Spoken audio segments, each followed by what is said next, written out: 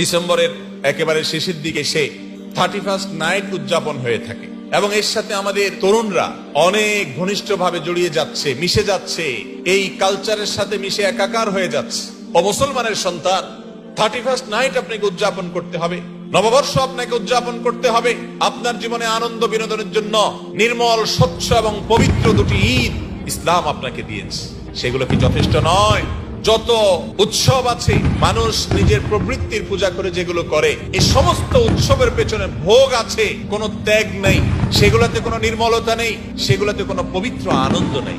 এই জন্য দেখবেন 31st নাইটের আনন্দে মানুষ মাদকে আসক্ত হয়ে মদ খেয়ে বুধ হয়ে পড়ে, আল্লাহর দেয়া নেয়ামত আকল বিবেক এটাকে নষ্ট করে, পাপাচারের পথে পা বাড়ায়। এখানে কোনো সামাজিক মূল্যবোধ বলতে কিছু থাকে না, গরিব দুঃখীকে দান করার বিষয় থাকে না, শুধু ভোগ করো ভোগ করো ভোগ করো। যত নববর্ষ আছে সব নববর্ষ মানে তুমি ভোগ করো, এখানে ত্যাগের কোনো শিক্ষা নাই। আর ইসলাম আমাদেরকে এমন এক আনন্দ দিয়েছে যে তুমি আনন্দ করবা ঈদুল ফিতরে, আগে গরিবের ঘরে খানা পৌঁছাও, গরিবের মুখে হাসি ফোটাও, এরপরে তুমি মসজিদে ঈদগাহে গিয়ে তুমি হাসো, মানুষের মুখে আগে হাসি ফোটাও। ঈদুল আজহা এসেছে, কোরবানির গোশত গরিব দুঃখীকে দাও, আত্মীয় স্বজনকে দাও, তুমি খাও। তাহলে ইসলাম যে উৎসব দিয়েছে সেই উৎসবটা সমাজের মানুষের জন্য অধিক উপযোগী না মানুষের বানানো এই সমস্ত উৎসব যেগুলা মুক্ত মনারা তথাকথিত তারা যেগুলার আবিষ্কার করে, যেগুলার মার্কেটিং করে, সেগুলো এই সমাজের জন্য অধিকতর উপযোগী বলার অপেক্ষা রাখে না। নববর্ষ বা বছরের নতুন দিনটাকে বিশেষভাবে উদযাপন করে আনন্দ ফুর্তি করে কাটানো, এটা অগ্নিপূজকদের কাজ। তারা নাইরোজ পালন করতো। নাই ফার্সিতে মানে নতুন, রোজ মানে দিন, নাইরোজ মানে হলো নতুন দিন, তার মানে বছরের প্রথম দিন, এটা তারা পূজা করতো।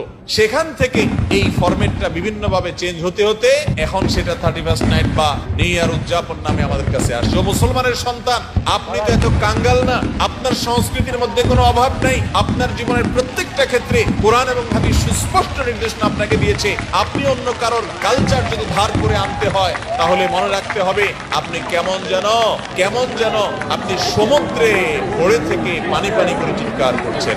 আপনার চাইতে সমৃদ্ধ আর কেউ নেই, আপনাকে আল্লাহ তাআলা সবচেয়ে সমৃদ্ধ করেছেন। অতএব এই সমস্ত নষ্ট কালচারের পথে পা বাড়াবেন না, এগুলো কখনো সুখ দেয় না। যারা এই সমস্ত ভোগের পেছনে পড়ে থাকে তাদের সেই ভোগটা নোংরা ভোগ থাকে, পরিচ্ছন্নতা নির্মলতা থাকে না। আপনি খেয়াল করেন ঈদুল আজহাতে, ঈদুল ফিতরে যে আনন্দটা আমরা করি, কিচ্ছু না করেন ঈদগাহে যান, ঈদের নামাজ পড়ে বাসায় ফিরেন, যে নির্মলতা, যে স্বচ্ছতা, যে সুন্দর পবিত্র আনন্দের অনুভব আমরা করি, সেটা কখনো এই সমস্ত ভোগের, এই সমস্ত কাফির এবং মুশরিকদের শেখানো তথাকথিত দিবস পালনের পেছনে থাকে